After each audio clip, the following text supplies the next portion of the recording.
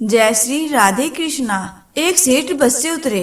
उनके पास कुछ सामान था। आसपास नजर दौड़ाई तो उन्हें एक मजदूर दिखाई दिया। सेठ ने आवाज देकर उसे बुलाकर कहा, अमुक स्थान तक इस सामान को ले जाने के कितने पैसे लोगे? आपकी मर्जी, जो देना हो दे देना, लेकिन मेरी एक शर्त है कि जब मैं सामान लेकर चलूं तो रास्ते में या तो मेरी सुनना या आप सुनाना। सेठ ने डांटकर उसे भगा दिया और किसी अन्य मजदूर को देखने लगे, लेकिन उसे कोई दूसरा मजदूर नहीं मिला। तो मजबूरी में सेठ ने उसी मजदूर को बुलाया। मजदूर दौड़कर आया और बोला, मेरी शर्त आपको मंजूर है? तो सेठ ने स्वार्थ के कारण हाँ कर दी। सेठ का मकान लगभग 500 मीटर की दूरी पर था। मजदूर सामान उठाकर सेठ के साथ चल दिया और बोला, सेठ जी आप कुछ सुनाओगे या मैं सुनाऊं? सेठ ने कह दिया कि तू ही सुना। मजदूर ने खुश होकर कहा, जो कुछ मैं बोलूं उसे ध्यान से सुनना। यह कहते हुए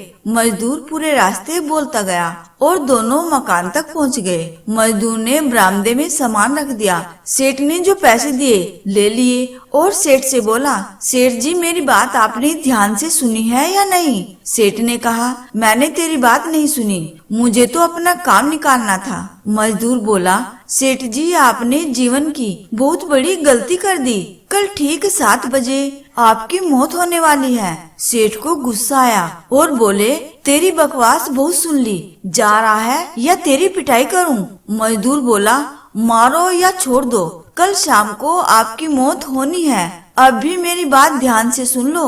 अब सेठ थोड़ा गंभीर हुआ और बोला, सभी को मरना है। अगर मेरी मौत कल शाम को होनी है तो होगी, इसमें मैं क्या कर सकता हूँ? मजदूर बोला, तभी तो कह रहा हूँ कि अभी भी मेरी बात ध्यान से सुन लो। सेठ बोला, सुना, ध्यान देकर सुनूंगा। मरने के बाद आप ऊपर जाओगे तो आपसे यह पूछा जाएगा कि हे मनुष्य, पहले पाप का फल भोगेगा या पुण्य का? क्योंकि मनुष्य अपने जीवन में पाप पुण्य दोनों ही करता है। तो आप कह देना कि पाप का फल भुगतने को तैयार हूँ, लेकिन पुण्य का फल आंखों से देखना चाहता हूँ। इतना कहकर मजदूर चला गया। दूसरे दिन ठीक 7 बजे सेठ की मौत हो गई। सेठ ऊपर पहुँचा तो यमराज जी ने मजदूर द्वारा बताया गया प्रश्न कर दिया कि पहले पाप का फल भोगना चाहता है कि पुण्य का? सेठ ने कहा, पाप का फल भुगतने को तैयार हूँ, लेकिन जो भी मैंने जीवन में पुण्य किया हो उसका फल आंखों से देखना चाहता हूँ। यमराज जी बोले,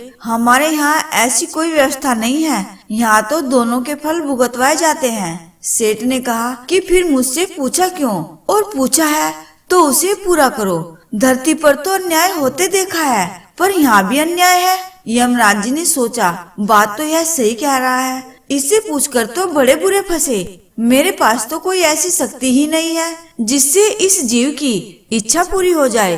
विवश होकर यमराज जी उस सेठ को ब्रह्मा जी के पास ले गए और पूरी बात बता दी।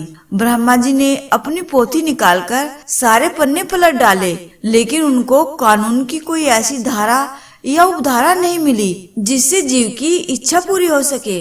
ब्रह्मा जी भी विवश होकर यमराज जी और सेठ को साथ लेकर भगवान के पास पहुँचे और समस्या बताई। भगवान ने यमराज और ब्रह्मा से कहा, जाइए आप अपना अपना काम देखिए। तो दोनों चले गए। अब उनके जाने के बाद भगवान ने सेठ से कहा, अब बोलो तुम क्या कहना चाहते हो? सेठ बोला, अजी साहब, मैं तो शुरू से एक ही बात कह रहा हूँ कि पाप का फल भुगतने को तैयार हूँ, लेकिन पुण्य का फल आंखों से देखना चाहता हूँ। भगवान बोले, धन्य है वो सदगुरु जो तेरे अंतिम समय में भी तेरा कल्याण कर गया।